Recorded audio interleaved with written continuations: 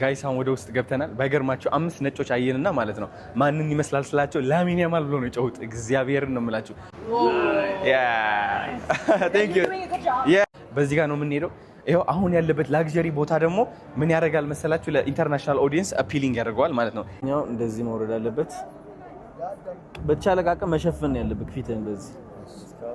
ጋይስ አሁን ደግሞ የላሚን ያማል የሰራው ትሬንድ ልንሰራ ነው ቪዲዮ ደግሞ ይመስላል ሄይ ሳብ አዮ እንደ ቀላል ነች በጣም የሆነ ሳብ ነገር ነው የሚያደርገው ሳብ ስልኳን እንደዚህ አስቀምጣታለህ ከዛ እንደዚህ አደርጋለህ ከዛ ቡም ኮፍያ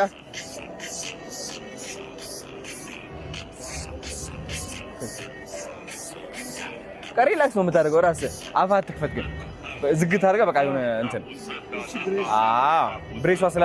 ስላላረግን